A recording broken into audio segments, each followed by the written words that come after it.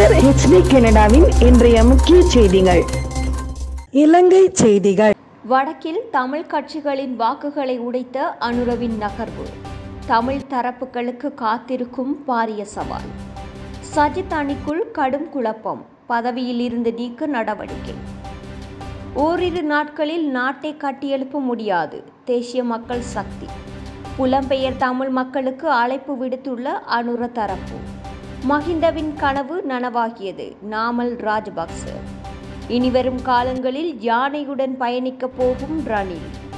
ஊழல்வாதிகளுக்கு எதிரான நடவடிக்கை. அனுர தரப்பின் முக்கிய அறிவிப்பு.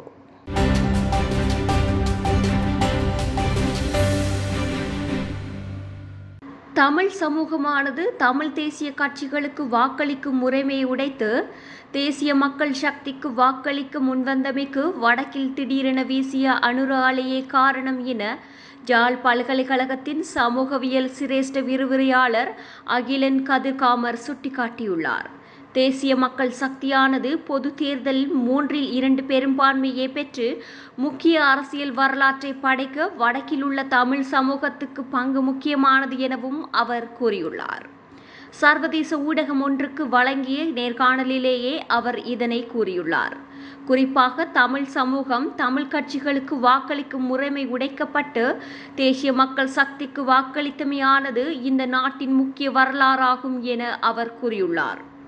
மேலும் நாடாளுமன்ற தேர்தலுக்கு சில வாரங்களுக்கு முன்னர் வடக்கில் தமிழ் சமூகத்தின் மத்தியில் அனுர தொடர்பான தெளிவான ஆதரவு அலை வீசியதை அவதானிக்க முடிந்ததாக விரிவுரையாளர் தெரிவித்துள்ளார்.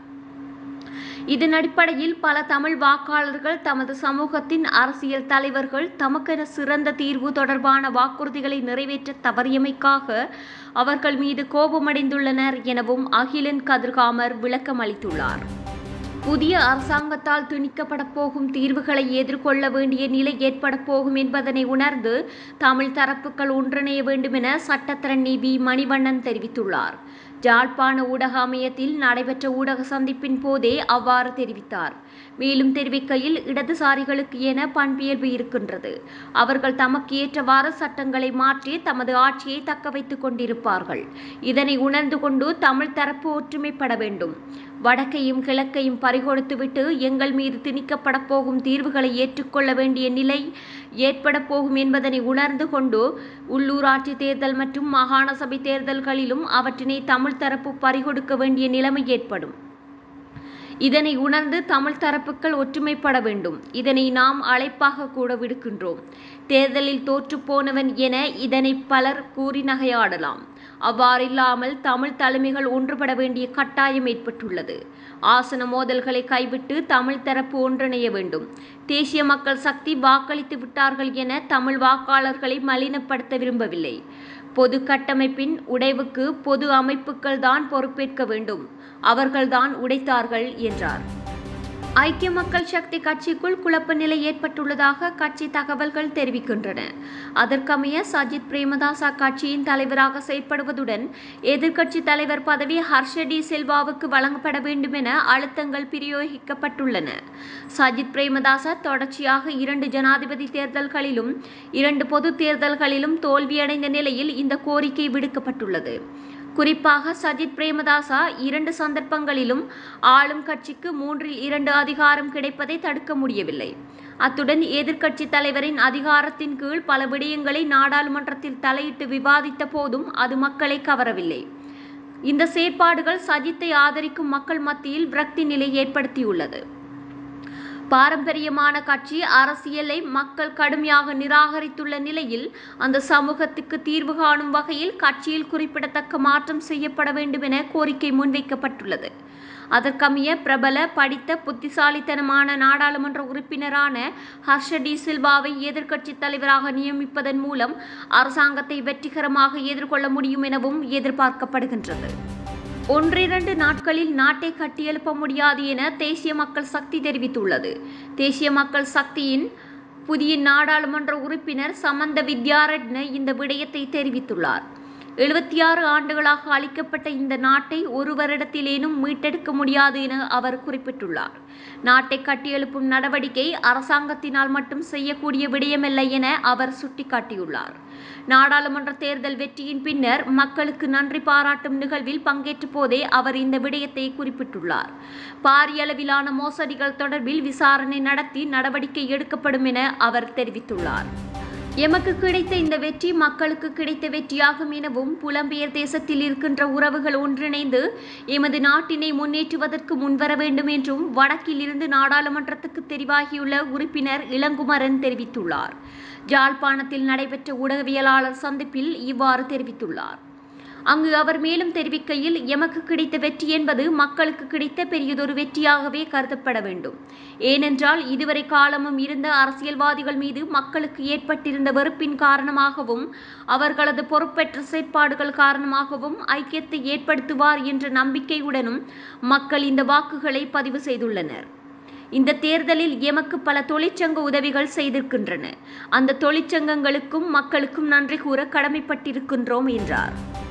முன்னாள் ஜனாதிபதி மஹிந்த ராஜபக்சவின் கனவு தற்போதைய அரசாங்கத்தின் வெற்றி மூலம் நனவாகியுள்ளதாக ஸ்ரீலங்கா பொதுஜன பெரமுனவின் தேசிய அமைப்பாளர் நாமல் ராஜபக்ச தெரிவித்துள்ளார். குறித்த விடயத்தை நேற்று வெளியிட்ட கடிதம் ஒன்றில் குறிப்பிட்டுள்ளார்.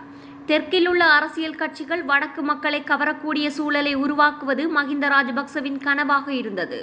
தற்போதைய அரசாங்கத்தின் வெற்றியின் மூலம் அந்த கனவு நனவாகியுள்ளதாக நாமல் ராஜபக்ச தெரிவித்துள்ளார். எவ்வாறாயினும் நாட்டை மீண்டும் பிரிவினைவாதத்துக்கு இட்டுச் செல்லும் எந்த ஒரு செயற்பாட்டிற்கும் ஸ்ரீலங்கா பொதுஜன பெரமுன இடமளிக்காது என நாமல் ராஜபக்ச நேற்று வெளியிட்ட கடிதத்தில் குறிப்பிட்டுள்ளார். நிபந்தனையற்ற ஒத்துழைப்பு, நாட்டின் நலன் கருதி அரசாங்கம் எடுக்கும் சிறந்த தீர்மானங்களுக்கு நிபந்தனையற்ற வகையில் ஒத்துழைப்பு வழங்குவேன் என ஸ்ரீலங்கா பொதுஜன பெரமுனவின் காலி மாவட்ட பாராளுமன்ற உறுப்பினர் சாணக்க மெத்தகொட தெரிவித்துள்ளார். அத்துடன் ஒத்துழைப்பு வழங்க அரசாங்கத்துடன் ஒன்றிணைய வேண்டிய அவசியம் கிடையாது என்று சாணக்க மெத்தகொட குறிப்பிட்டுள்ளார். காலியில் 17ஆம் திகதி இடம்பெற்ற ஊடகவியலாளர் சந்திப்பின் போதே மேற்கண்டவாறு தெரிவித்துள்ளார். ஐக்கிய தேசிய கட்சியின் எதிர்கால அரசியல் வழிநடத்தல் தொடர்பான விசேட கலந்துரையாடல் கட்சியின் தலைவரும் முன்னாள் ஜனாதிபதியுமான ரணில் விக்ரமசிங்க தலைமையில் நேற்று காலை இடம்பெற்றுள்ளது. இந்த கூட்டத்தில் ஐக்கிய தேசிய கட்சியின் முன்னாள் நாடாளுமன்ற உறுப்பினர்கள் பலர் கலந்து கொண்டனர். தேர்தல்களில் யானை சின்னத்தில் போட்டியிடுவது குறித்தும் எதிர்வரும் தேர்தல்களுக்கான கட்சியின் வியூகம் குறித்தும் இந்த கலந்துரையாடலில் கவனம் செலுத்தப்பட்டுள்ளதாக கூறப்படுகின்றது.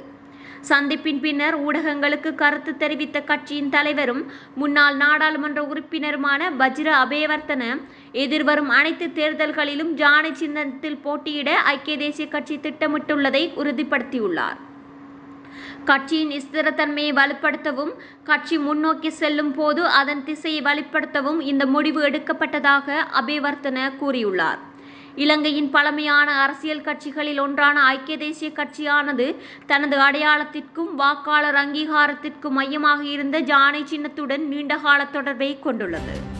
ஊழல் குற்றச்சாட்டுகளுக்கு உள்ளானவர்களுக்கு எதிராக சட்ட நடவடிக்கைகள் எடுக்கப்படும் என்று தேசிய மக்கள் சக்தியின் நிறைவேற்றுக்குழு உறுப்பினர் வசந்த சமரசிங்க தெரிவித்துள்ளார்.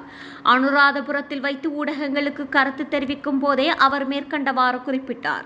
தொடர்ந்தும் தெரிவிக்கையில், ஊழல் குற்றங்கள் தொடர்பில் தற்போதுள்ள சட்டங்கள் போதுமானதாக இல்லாவிட்டால் புதிய சட்டங்கள் தயாரிக்கப்பட்டு நாடாளுமன்றத்தில் நடைமுறைப்படுத்தப்படும் எனவும் அவர் சுட்டிக்காட்டியுள்ளார்.